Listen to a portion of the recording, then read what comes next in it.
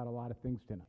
We can talk about Israel. We can talk about pension funds. We can talk about anti-Semitism. We can talk about property taxes. But if you think we're starting with anything other than New Jersey Transit, you got another thing coming. So listen, I speak on behalf of everybody getting on train platforms in this community every morning. What the heck is going on with the trains? I think I saw Josh Weston slip you a 20 to ask me this question. Where you sold cheap, Jim. You sold cheap. Listen, I don't spend my life blaming the last guy, but you know we inherited some big structural issues: property tax crisis, pension crisis, outstanding indebtedness at a level almost unlike any state in America. So I've called New Jersey the turnaround story of America. And like Beth and I were bankers, like any turnaround, there's not a lot of glamour. You're running 3 yards off tackle every day. But you do that day in and day out, week in and week out, month in and month out, year in and year out, you ultimately get there. And I think we're headed in the right direction. If New Jersey is the turnaround story of America, NJ Transit is the turnaround story within the New Jersey story. So this is an entity that the last guy at one point cut the state funding by 90%. He put folks in to run it who didn't have any experience in many cases with transit. They were not adhering to the federal safety guidelines.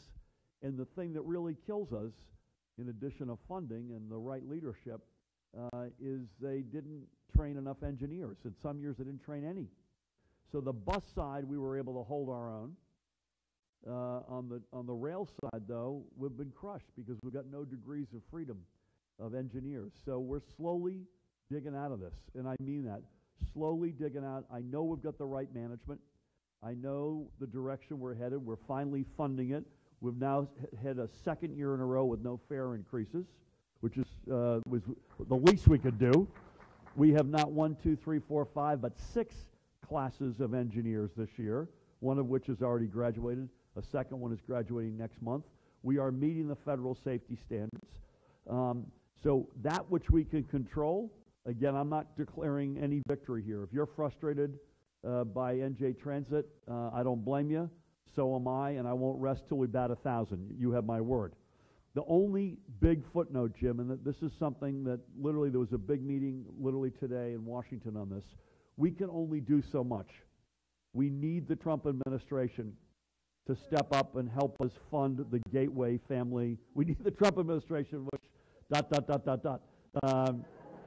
fill in the blank, but we need the Trump administration to help us fund the projects that will allow us to put new tunnels under the Hudson and expand and renovate the tunnels that are there. There was a constructive meeting in Washington today. Again, I wouldn't declare victory on that one yet, but the Gateway project is a series of sub-projects. One of them is the Portal North Bridge project. It's about $1.6 billion. That's one that we think if we get that going, we begin the process of getting the broader family of projects going. We need to have a good relationship with Amtrak. We rely on them, whether we like it or not. They just finished their 3rd summer of hell, pardon me, in the sanctuary of projects. So the footnote is I know where we're headed. I know we're going to get there. It won't be overnight, I promise you that, but we will get there. I usually say we'll fix NJ Transit if it kills me, and it might. But we also desperately need the federal administration to come along and help us. I just keep thinking of that mayor in Chicago in the 70s. Was it Michael Bilandic? I'm not sure I got my history. Who couldn't clear the streets of snow and fix the potholes, and Jane Byrne won the next election. So I'm sure I'm not telling you anything you don't know, but this is the first thing people complain about. We're the densest state in the nation. We sit beside the largest market in the world in New York, one of the largest and fastest growing in the South in Philadelphia. Moving people around and doing it right and safely and on time is existential. It's not quite as important, but it's almost as important as having the #1 public school system in America. It's why people come here and stay here, to raise their kids, to get to work or school on time, safely and reliably. All right. I want to talk a little bit about what do you do as governor, and what can a state do when a national response is insufficient. And I want to start by talking about the topic of anti-Semitism. So we had Jay Johnson here in January, and we had a lovely conversation about what was happening in this country. I'm sure I'm not telling anything you don't know. In 2018, the number of anti-Semitic incidents in this country doubled. Now, I was surprised that New Jersey is number 3 in terms of anti-Semitic incidents. So let me start out by asking you your take, and then to tell us what you can do and what we can do in this state, given that the national response is insufficient. I want to be careful because I don't want to, Rabbi or Ken, upset your nonprofit status here, so I will try not to be too partisan in my responses to anything tonight. And by the way, as you mentioned, I'm the former U.S. ambassador to Germany, and so, and I just came back from Israel 6 weeks ago for my 7th trip in the past 5 years. So we live this. My late father-in-law's ancestors were driven out of Europe by pogroms in the 19th century, long before the 20th century. So this is, as I know it is to everybody here, not abstract. It's quite personal. So the answer is yes, we had a huge increase in anti-Semitic activities. If you look at somebody like a Josh Gottheimer, and in particular what he's had to deal with, not just Josh, but others, the numbers are alarming.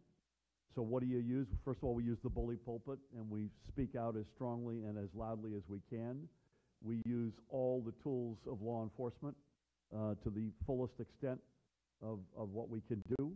We put an enormous amount of focus and aspiration into education. We are the most, by many measures, the most diverse state in the nation. And so emphasizing the beauty, the strength of a pluralistic, diverse state like ours is something we do morning, noon, and night. And again, without getting too partisan here, you've got right now in Washington a leader who is not using, in my humble opinion, the bully pulpit effectively, and in fact is going out of his way to divide us versus them. And you can measure that in many ways: anti-Semitic behavior, right-wing behavior is a general matter, anti-immigrant actions and behavior and words. And so we have, again, if you're blessed with the most diverse state in the nation, you wear that as a badge of honor. You stand up proudly with your chest out. You defend it with great vigilance. And I don't want to get into guns, by the way, where we're doing a big event tomorrow, but gun safety has got to be part of that. Law enforcement has got to be part of that. When you say the bully pulpit, I understand that we can raise public awareness, but legislatively, can we put things on the books in the state to strengthen protections and vigilance? Yeah, I mean, we do. And we have put a significant amount to work, for instance, and Ken and the rabbi will know this, into school security and security generally of religious institutions. Certainly in the Jewish schools and faith, but more broadly across all faiths. That's a big part of the key here. So this is a put your money where your mouth is moment, and we've done that. 7 trips to Israel in 5 years. What's the draw? I love it there. I love it. What do you love most? So I got really into wanting to go there. I had never been there. As I mentioned about my father-in-law, my wife, Tammy, who knows many of you, sends her very best wishes. She's campaigning for Cory Booker as we speak. She had gone there as a child. I had never been. And so when we were in Berlin, our best friends became the Israeli ambassador and his wife, Yoram and Iris Ben-Ziev, and they were begging me to go to Israel during our time in Berlin. And the fact of the matter is they pay you to be in the country they posted you to and not another country. So I said, listen, I promise you when we finish, we're going to go. And the first trip I actually went at the height of the Hamas war in August of 2014, inspired by Mike Bloomberg, who I think took the only commercial flight he's taken in the past 50 years, explicitly, I'm not kidding, from Kennedy, you may remember this, and flew to Ben Gurion. And I said, you know what, if Mike Bloomberg can do it, I'm going to do it. And I just fell in love with the place. and then I went a bunch more times with Tammy, and then last year we had an official state visit there. A huge amount in common, huge amount of opportunities in the business and higher education sectors. You've been trying to create some initiatives matching Israeli businesses Correct. with businesses in New Jersey. You betcha. And there's already a fair amount that goes on. It's the startup nation, and we're the state of innovation. So we're each driven by technology, life sciences, entrepreneurialism. And so there's an enormous amount we could do. We do some government work when we're there. We do some religious and cultural. We do a lot of higher ed. We're trying to get higher ed institutions, research universities in bed together, which is a big priority. All right, let's keep walking right up to that line, and let me ask you what you think of the current government, and given your diplomatic experience, what your sense is of the capacity for the peace process. Current government, what country, first of all? Of Israel. Okay. I will say this. I think Israel, if my math is right, within 2 weeks of an election. I met with the Prime Minister when we were there in October. I was just there, as I mentioned. We did not meet. We spoke by telephone. He is extraordinarily well staffed. Where's Andrew Gross, by the way? Andrew's the new executive director of our New Jersey Israel Commission. So Andrew, welcome aboard. Just came over. Andrew and I met several years ago. Andrew just came over from working for Ambassador Danny Dayan, who's a dear friend, who's the Consul General in New York. And separately, I was in a mosque and we have, by the way, the second largest Muslim. We have the second largest Jewish population per capita, fourth largest overall, second largest Muslim population behind only Michigan, and the largest Palestinian population of any American state. And so I was in a mosque in Passaic County 6 months ago, and I was asked about BDS, and I was very critical of the BDS movement, among other things, because I don't think it's effective, and I don't think it will be effective, and it's a blunt instrument that I don't think gets the job done. So to give you a sense of how well prepped the Prime Minister was, he called me and said, among other things, he said, I know you're going to go see Bon Jovi tonight. That had me concerned that he knew that he must have seen my ticket stub. John was playing in Tel Aviv. But he said, great move hiring Andrew Gross. This is Bibi Netanyahu. And secondly, I heard what you said in that mosque about BDS, and I really appreciate what you said. And I literally dropped the phone. I was asking him what was for dinner tomorrow night. But listen, I think we let the elections play out. I'm a fervent, continue to be, maybe I'm a wide-eyed, naive optimist. I continue to believe, even if it's a faint hope, in a comprehensive two-state solution, adhering to all the land swaps and all the adjustments since the Johnson administration. I continue to believe there's a grand package and bargain to be had. If you've not been to Israel, you will not appreciate it. I know there are a lot of folks here who have been there. The real and present security challenges that Israel has, the size of New Jersey, by the way, almost to the square mile, in the neighborhood in which it finds itself.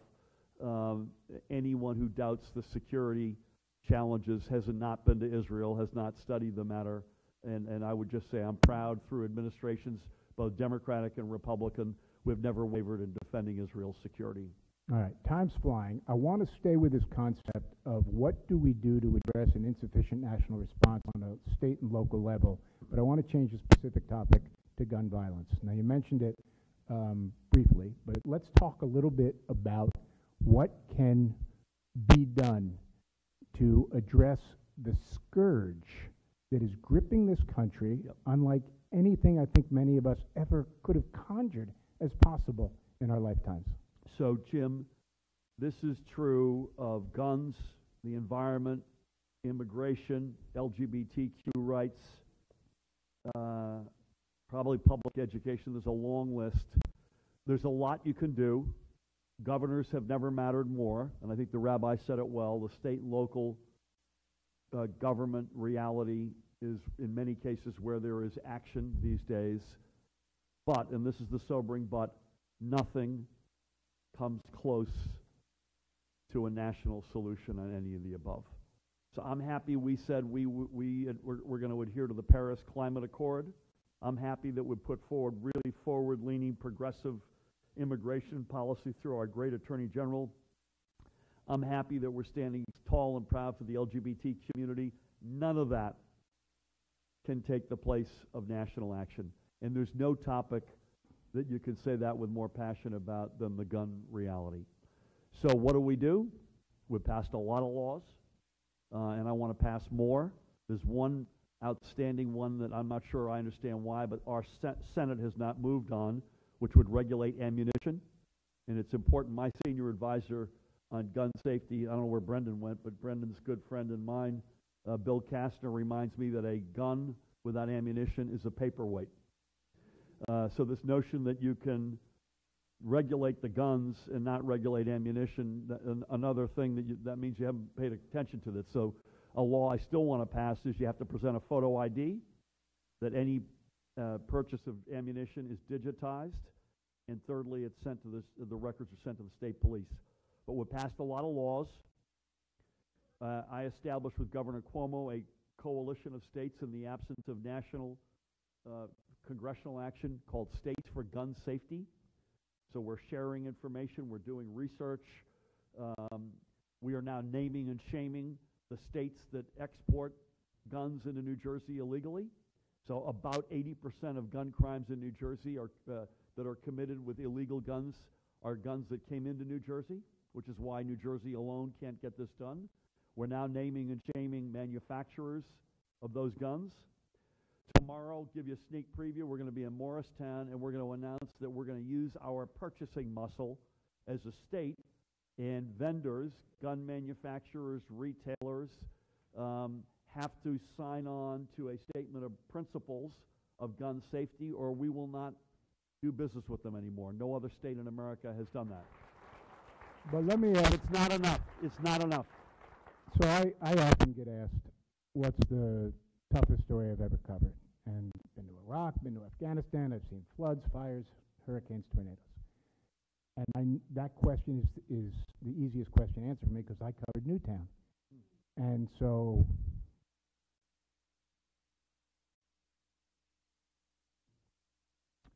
if you can have 20 innocent 7-year-olds slaughtered and it doesn't move the needle, what is going to move the needle in this country? I don't know. I was with Fred Guttenberg today. I don't know if anyone here knows who Fred is. Fred's a dear friend of ours whose daughter Jamie was murdered at Marjorie Stoneman Douglas in Parkland. We had this very conversation today. It's going to take, again, forgive me for the 501c3 tax-exempt gods who may be watching us, it's going to take a new Congress and a new president. I just don't see it between now and then. Sadly. Let's stay wide for a second. This national division that everybody is sort of learning to live with and navigate in their own way. I mean, sometimes I have conversations with people and they feel like we're on the backside of the mountain here in this country. I want to know what your sense is of where we are as a nation and what your expectation is for, can we put Humpty Dumpty back together again? My strong conviction is yes, we can. And we all have to believe that. We have to believe that we can do that because it's America. But elections have consequences. And we all have to recognize that. And we have to, it isn't frankly Democratic or Republican. Yeah, I don't want to presume everybody in this room sees things the same way. Yeah. But I'm talking about how do we cultivate a culture of unity? Yeah. I think we need different leadership. I think people take their cue. They get their permission slip from the boss, whoever the boss might be. And for whatever reason, we've got a boss right now who's encouraging division, who's encouraging that Humpty Dumpty doesn't get put back together. Just a completely different approach, alien to any approach perhaps we've ever seen in leadership in this country, on both sides of the aisle. I would take Richard Nixon right now in a heartbeat. And I never thought I'd say that, but I mean it. So I believe that. I can see it in my own small way in the state. where actions have consequences, statements have consequences. Back to anti-Semitic behavior. I think folks at the fringes, on whatever end of the fringe they're on, feel like they can do things because they feel like there's a permission slip, that the game has changed. And we've got to push back on that with all of our might and make sure. By the way, Mark Sanford's a friend of mine. You can't make this up. Mark Sanford was a summer associate at Goldman Sachs in 1987. Small world. He's a reasonable guy. I don't agree with him on probably 70 or 80% of what he stands for, but he's running for president, and I can tell you he sees the beauty of America in ways, in many respects, I suspect all of us do, and I just hope that we get that back, and I believe we will. So what's always been your way of navigating bridge building? Whether it was Goldman or as a diplomat or now as a governor, you deal with people who want different things from you and feel philosophically very different from what you do. So how have you managed over the years to bring people to create a sense of unity and tolerance? I'm not sure I've batted 1,000, Jim. I have to say, there are some. I think folks have to be above some sort of standard of a minimum standard of reliability, honesty, trustworthiness, ethical, whatever it might be. And I'm hardly perfect. I know that much. I think it is largely finding common ground, having a spirit that you have a willingness and an openness to say, you know what, we're not going to agree on everything. Let's try to find some amount of common ground. And I know that sounds kind of corny, and it doesn't always work, but I think that's got to be sort of the principle. Again, we had a very good meeting today in Washington on the Gateway project, and it was a spirit of trying to find common ground, and we haven't necessarily had that on that. So that's a good thing. When I speak to the president or see the president, which is not often, I try to find the common ground. And by the way, you'll be happy to know, Josh, every time I talk about Gateway in every one of those conversations. And it doesn't always work, but I think that's probably the best advice I can give folks. Okay. Another New Jersey issue. I'm glad I got NJ Transit out there. Let's move to property taxes. This never comes up. I'm sure. They pay me to be novel in my questioning. What are you going to do here? What are we going to do here? If I hear one more person say, I'm going to Florida for 6 months and a day, this is what we're coming to. Yep. So let me, I need both answers, so I'm dropping this. Give you more of an emotional answer here. So facts matter, and let me just say right up front, we have a property tax crisis, and there's no question about that. I want to make sure everyone knows that. I know you know that. I want you to know that I know that. And we spend most of our day trying to attack that. Last year was the lowest increase in the history of the state in property taxes. It was still, so 0.8% on average. It was an increase. Mine went up. I'm sure many went up. I want to see that number going down. And let me just step back and tell you, and I don't want to go on too long on this, but I want to make sure folks, we have sort of three demographics as I think about the state. One is the fat middle, plus or minus 30 years old, up to 60-something, which I am. You are in that group measured by three characteristics. You own your home, you work, and you have to get to work and back, and you get kids who you want to get educated. So it's affordability. It's making sure NJ Transit can get you to work. It's making sure we have the best public schools in America. That is the magnet for that big fat middle of folks. And we are either the state of choice or a state of choice in that demographic. And you have a ton of people coming across the Hudson right now from New York. Many people working with me. Dan Bryan is here. Others who are coming to New Jersey, planting their flag in places like Bloomfield. By the way, Mike Venezia, mayor, is doing a great job. Montclair, other communities. You've got that on either end. You've got 18 or 22-year-old up to that 30-year-old, and then you've got 60-something to infinity. On the young folks' side, we lose too many of them. Too many go to college out of state, or if they graduate from college, they go to work out of state. So there's a whole set of policies that we're throwing against that. livable cities, walkable cities, NJ Transit, cool factors, which I won't get into in great detail, college affordability. It's part of the driving reason why we're on a path to make community college free for everybody over a period of years. It's deepening of higher ed into the real economy. It's putting real policy and money into startups and rebooting the startup culture. There's a lot of different stuff going on there. That progress is not as evident as the progress in the fat middle, but we're clearly making progress. Princeton just got rated today as the #1 university in America. Rutgers is top 50 or 60. That stuff matters, and the extent to which they're more deeply involved in the real economy, that's good. The biggest challenge is over here. You sit across the table from your spouse or partner some point, and you say, wait a minute, we retired, and our kids are educated. And our property tax bill, we're paying 53% on average in the state for education. I want to be here, but remind me how I can stay here. And so that's the group that's going to Florida. You're not going to, I don't want to offend anybody from Florida, you're not going to Florida to get educated in public school. You're not going to Georgia for the public schools, with all due respect. We're #1 in the USA. If you leave in Jersey for public education, you're going to Massachusetts, which is more expensive to live in than New Jersey. So what are we doing?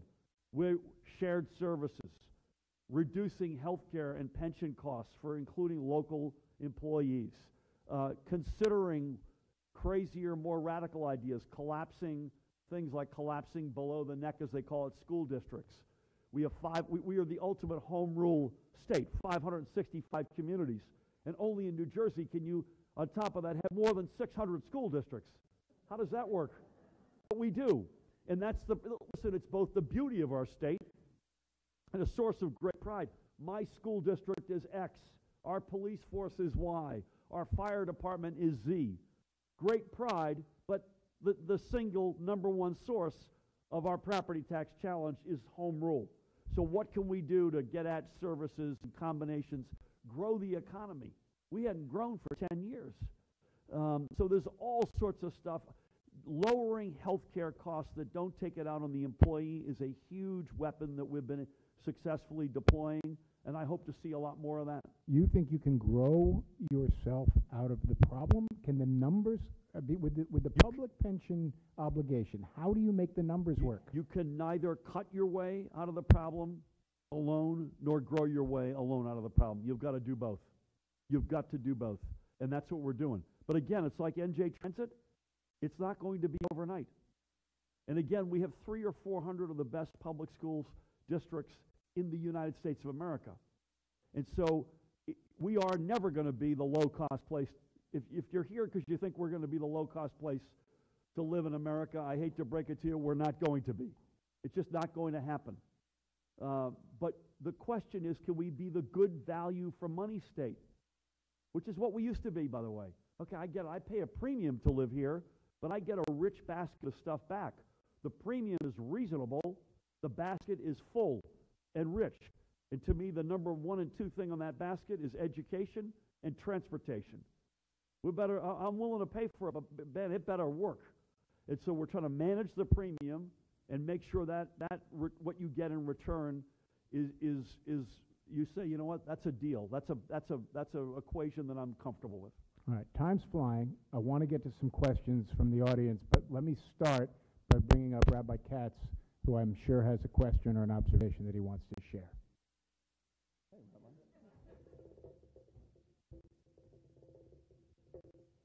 So, being able to ask the first question, one of the things that our congregation has really thrown their weight behind in thinking about kind of actionable issues that are local that can make a real difference is we can't change what's happening on the border, but what we can do overnight is give a whole bunch of folks who don't have driver's licenses the ability to get those driver's licenses. Being undocumented, you can't drive in New York City, drive in New Jersey, which means that you don't have access to affordable food, health care, easy ways to get to work, and that can change, that can change the lives of so many people overnight. And currently, 13 states do give undocumented folks access to driver's licenses. We're not one of them, But I know that there is a bill, and I know that it's a little stalled right now. I'm curious if you could speak to your vision of driver's licenses and also what you think the future of that bill is going to be. Thank you, Rabbi. You let it slip that you used to be in New York City, by the way. I'm all in. I'm incredibly frustrated that I don't have that bill on my desk to sign, period. It is stalled. I'm not sure I understand why. I can speculate. But if you look at the states that have done this, it's a no-brainer. And again, this is the us versus them state world we live in right now. So you'd be led to believe that we're going to give them something. It's like the Affordable Care Act. We're going to give the folks who aren't covered by insurance, we're going to give them something. They can't get a driver's license, so we're going to give them something, and that's going to take it out of me and you. It's going to be at an expense. That's completely wrong-headed. This is a myth we must collectively break the back of. When uninsured people get health care coverage, yeah, they're better and stronger and live longer lives. We are better. Society is stronger. When you allow access to a driver's license regardless of their status, is it good for the person? And I've met a lot of these folks, largely through organizations like Make the Road New Jersey, and you hear how long and what they have to go through to get to work and home every day. Yeah. Will they be better? You betcha. Guess what? So will we. Every single state that's done this has safer driving and traffic records than before. It's a no-brainer. I'm frustrated it's not on my desk. I encourage you to call your assembly person or your senators and ask them why it is stuck and why it's not on the governor's desk, because I will sign it. Thank you. All right. We have some questions. Let's start right here. I'm good, sir.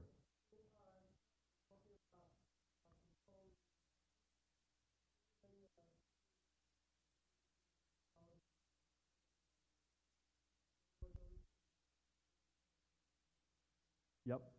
So the question is, has there been any consideration given to consolidating county government? And the answer is yes.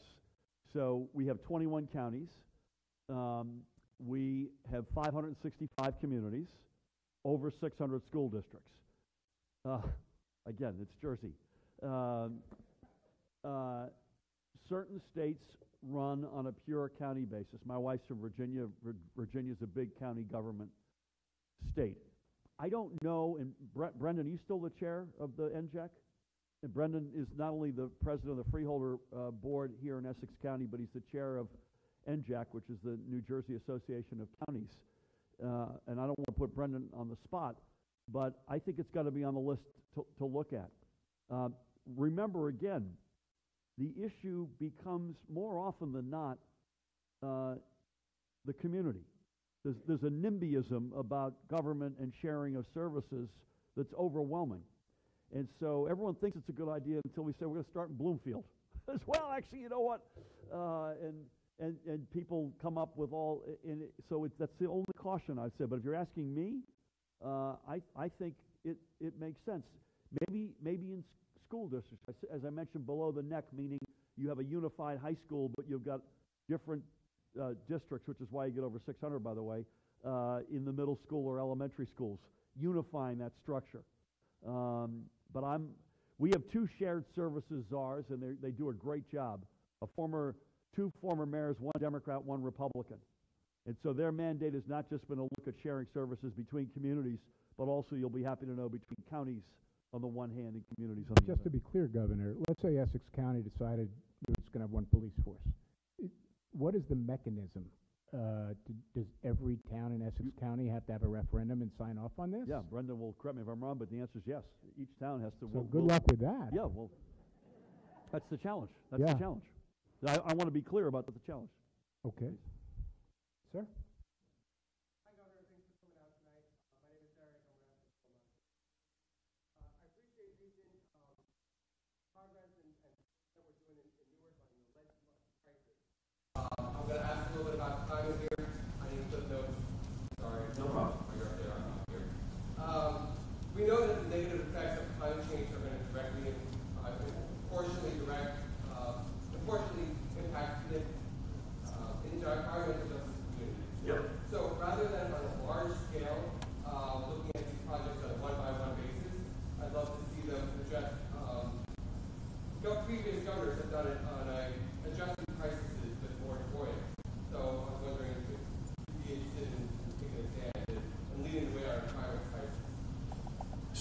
moratorium of fossil fuels?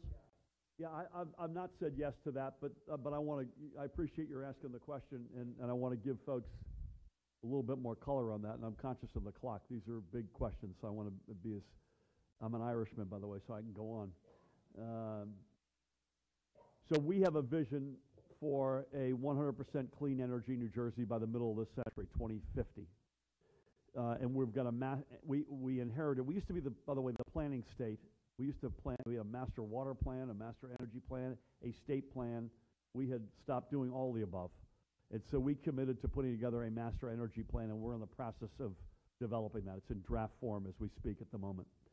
And so we're serious about both the 100% clean energy, but also a plan that can inform our actions within that plan. So right now you're led to deal, as you mentioned, with project A or B with no context whatsoever. You just got to sort of measure it within that project. And that's what we do. And we call balls and strikes as fairly and as accurately as we can.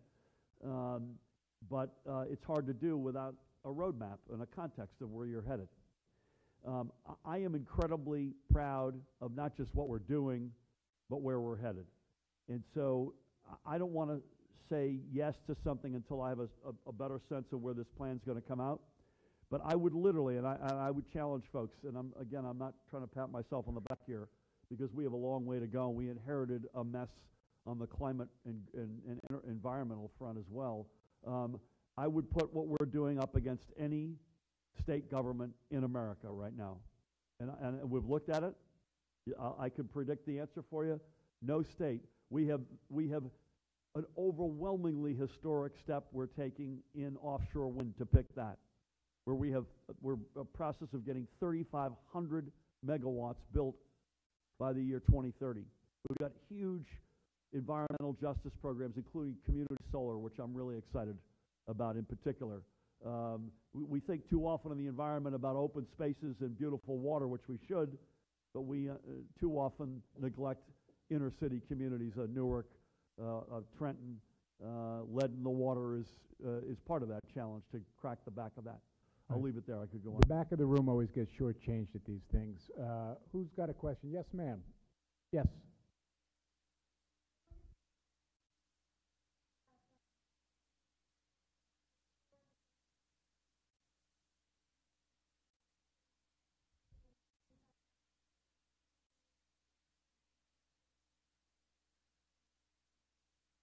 I mean, this is tough. Amen, right?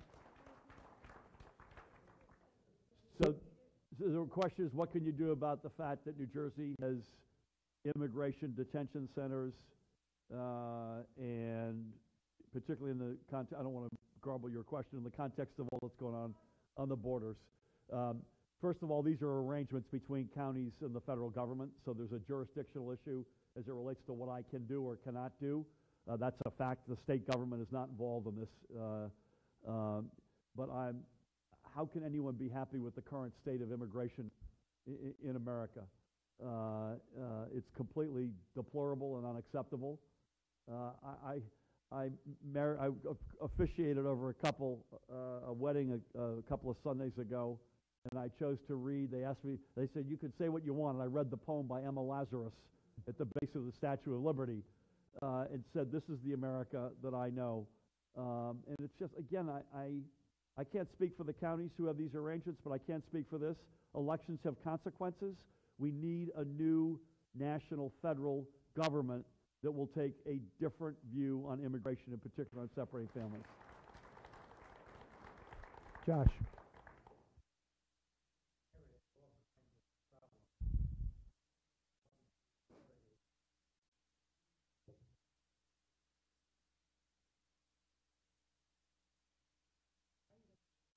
What's 90 billion among friends? So the question is, we inherited several big structural deficits. I mentioned this earlier: property taxes, pensions, which is Josh's question, outstanding indebtedness. And I would say on outstanding indebtedness, we are managing that aggressively, particularly in a low interest rate environment. Beth, you'd be very happy to know that we're aggressively refinancing and measuring ourselves carefully. Here's the the moral dilemma I have. And this includes, by the way, not just me, but the Christie Commission on Pensions run by a couple of folks who you and I both know, or Ray Chambers was on this, Tom Healy and others. And they were very clear about this. 100% of the blame for the pension crisis falls on the state. Not 99 or 90, but 100%. The state just went for years either not making any payments or making a fraction of the payment that they should have had. So the Christie administration, to their credit, started a process of increasing 10% per year to get to 100% of what would be the full required obligation, and we have continued that. So we've just made back-to-back record payments into the pension system. And we're going to continue to make those payments, because I don't see any other way when it's our fault to then sort of turn to the employees and say, listen, we need you to restructure your affairs when we didn't pay the freight. But now, what is the real consequence on a daily basis of governing to have such a large portion of the state resources going to solve this? It's this credibility issue. It's a credibility issue if you don't own up to your... So how does it impact and shape the way you govern? Listen, what limitations? I will see how the economy holds up over the next several years, but we have made the two largest pension payments in the history of the state, while at the same time 2 consecutive budgets with the largest surpluses in the history of the state, each over $1 billion. How have we gotten that? Well, we've started to grow again, and you can't grow your way out of exclusively everything, but by the way, I inherited last 10 years in New Jersey, 42nd in job growth, 49th in wage growth. That's out of 50, by the way. So if we can perform as an average American state, our denominator would be meaningfully larger. I also think tax fairness is part of this, and that's an important point that I want to make. But we need, and by the way, we cut healthcare costs without hurting the delivery of healthcare to individuals or making them pay more among our public sector unions by over $800 million in this budget year alone. And we're going to continue to try to do that. So there's no one magic wand. I'm not a miracle worker. But we have to own up to our obligations, run state government aggressively, and at the same time try to grow this thing and get back to an average. It's why we stress the innovation economy as much as we do. That is the ticket out of this. Education, transportation, innovation economy. That is the story. That's what we used to do really well. We're now back #1 in education. We will fix NJ Transit, and we will be the state of innovation. And that's the formula. We got time for just a couple of more right there.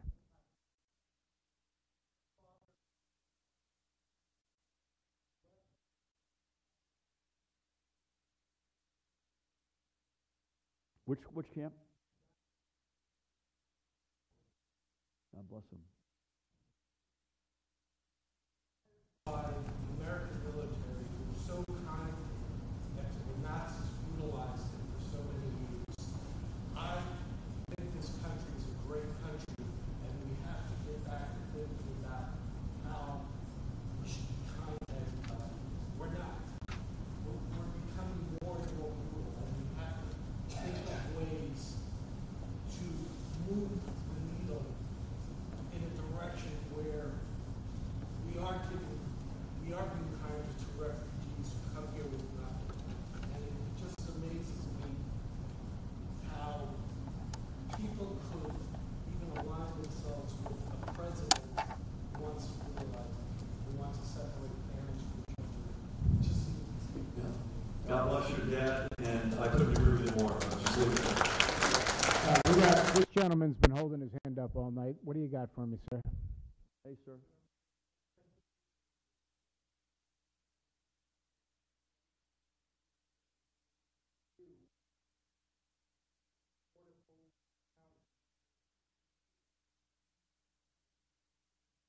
Yeah, I agree with that. So, I got to be mindful of the clock here. You're right. So this gets back to how I view the demographics of the state. This is where we have our biggest challenge. Somebody who's a senior, whose kids are educated.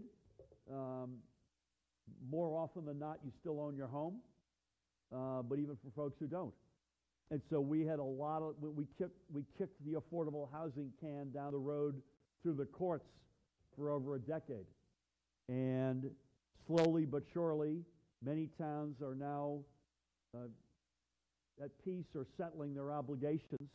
But we're the most expensive housing market in America, and we have a deficit of affordable housing. And so we need more units. We need property tax relief.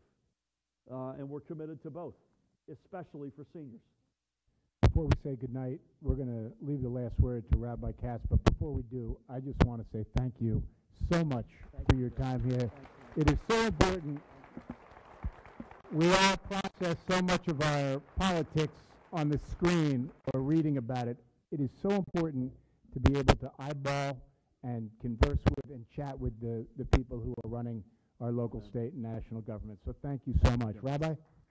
And thank you to Jim Axelrod as well for moderating tonight.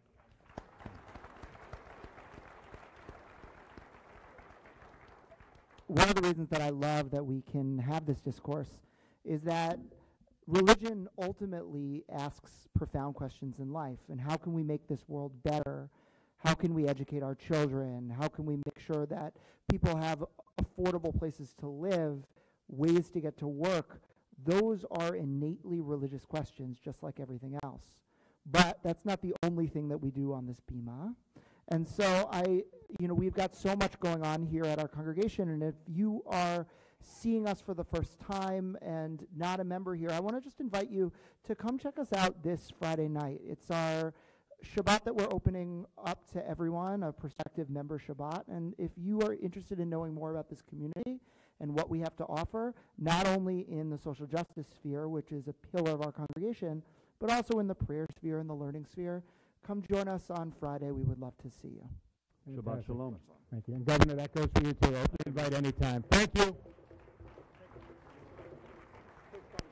Quick photograph of Governor.